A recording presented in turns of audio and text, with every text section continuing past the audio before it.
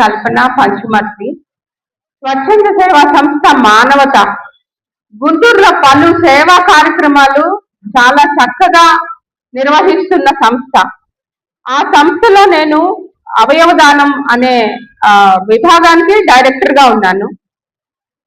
ఇక్కడ senior citizens మహిళా విభాగం ఆధ్వర్యంలో ఇంత చక్కటి కార్యక్రమం ప్రతి నెల ఇక్కడ జరుగుతూనే ఉంది. ఈ సీనియర్ సిటిజన్స్ విభాగం అధ్యక్షులైన రాధాబాయి గారికి, అలాగే ట్రెజరర్ లలిత కుమారి గారికి, సెక్రటరీ గారు నాగరాజ లక్ష్మి గారు ఇక్కడ లేరు, ఆవిడ అసలు ఈ కార్యక్రమం అరేంజ్ చేశారు. ఆవిడకి నా హృదయపూర్వక ధన్యవాదాలు తెలియజేస్తున్నాను.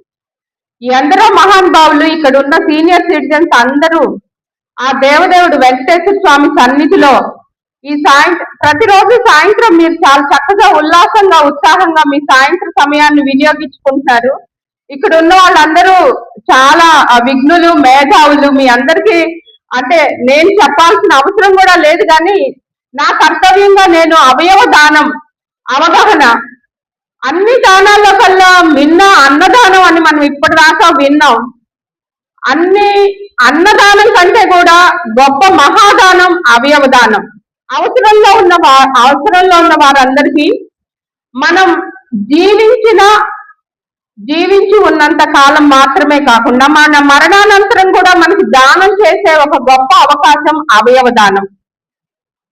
సడన్ గా ఇప్పుడు అవయవదానం గురించి మాట్లాడాల్సిన ఆవశ్యకత ఎందుకు పెరిగిందంటే, బాగా ఎక్కువగా అవుతున్న రోడ్ యాక్సిడెంట్లు, సడన్ గా బ్రెయిన్ స్టెమ్ డెత్ అవుతుంది.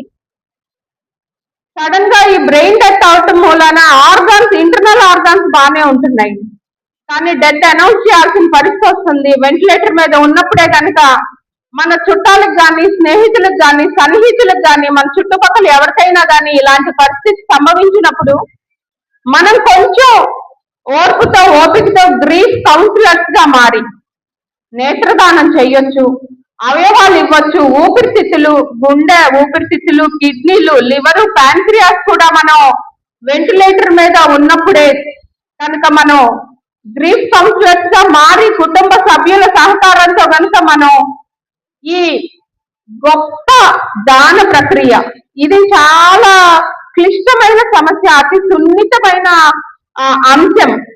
కుటుంబ సభ్యుల్ని ఈ కౌన్సిలింగ్ చేయటం అనేది అంత తేలిక విషయమేం కాదు.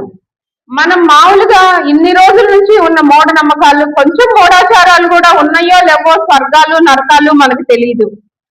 అయితే స్వర్గానికి వెళ్ళాలన్నా మనం అవయవాలు లేకుండా వెళ్తామేమో, అవయవం అంటే ఒక పార్ట్ తీసేస్తే అక్కడ వాక్యూమ్ వచ్చేస్తుందేమో అనే అంత అపోహల్లో కూడా మనం ఉంటాం. కాబట్టి చాలా చాకచక్యంగా మానవతా సభ్యులు చాలా మంది ఈ కార్యక్రమాన్ని భుజాన వేసుకొని ఎవరికైనా చుట్టుపక్కల స్నేహితులకి, సన్నిహితులకి ఇలాంటి పరిస్థితి వచ్చిన, సడన్ గా మ్యాసివ్ హార్ట్ అటాక్ వచ్చిన, ఈ రెండు కేసులు చాలా సూటబుల్ ఆర్గాన్స్ డొనేషన్ చేయటానికి. అంటే అప్పుడు దాకా ఆరోగ్యంగానే ఉంటారు, సడన్ గా బ్రెయిన్ స్ట్రోక్ వల్ల కానీ, సడన్ గా హార్ట్ స్ట్రోక్ వల్ల కానీ మరణం సంభవించే సమయంలో మనకి ఈ ఆలోచన, చుట్టుపక్కల వాళ్ళకి, పక్కన వాళ్ళకి, సన్నిహితులకి ఈ ఆలోచన వచ్చినప్పుడు వెంటనే, అంటే మామూలుగా మనం కాన్షియస్ లో ఉన్నప్పుడైతే జీవన్ దాన్ ట్రస్ట్ లో మనం నమోదు చేసుకోవాలి. మన కన్సెంట్ ఫామ్ తీసుకోవాలి. మనం రిజిస్టర్ చేసుకుంటే www జీవన్ దాన్ ట్రస్ట్ .co.in లో కనుక మనం రిజిస్టర్ చేసుకొని మన కన్సెంట్ ఫామ్ ఇస్తే, పొరపాటున మాకేమైనా మరణం సంభవిస్తే నా శరీరంలో ఉన్న అవయవాలన్నీ నేను దానం చేయడానికి సిద్ధంగా ఉన్నాను, నా కుటుంబ సభ్యుల సహాయ సహకారాలతో అనే అంశం మీద కనుక మనం కన్సెంట్ ఫామ్ కనుక ఇచ్చినట్టయితే, కన్సెంట్ ఫామ్ 2 రోజుల్లో మనకి డౌన్లోడ్ చేసుకోవచ్చు. ఆ రిజిస్టర్ అయిన కన్సెంట్ ఫామ్ ని, అది కుటుంబ సభ్యుల సహకారంతో.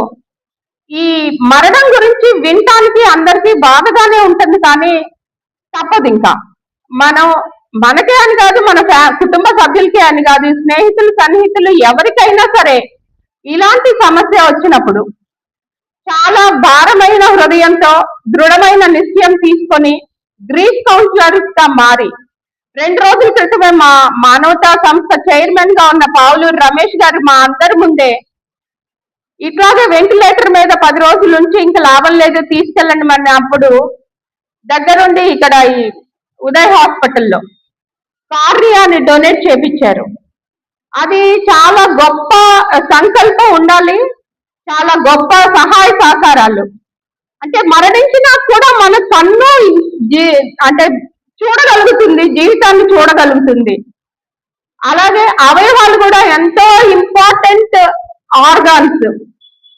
అంత ఇంపార్టెంట్ అయిన ఆర్గాన్స్ ఈ షుగర్లు, బీపీల వల్ల ఈ నవీన నాగరిక అంటే ఇప్పుడు ఉన్న టెన్షన్స్, చిన్న పిల్లల దగ్గర నుంచి పెద్దల దాకా ఒత్తిడి ఆహారంలో కూడా అంటే మనం స్వచ్ఛమైన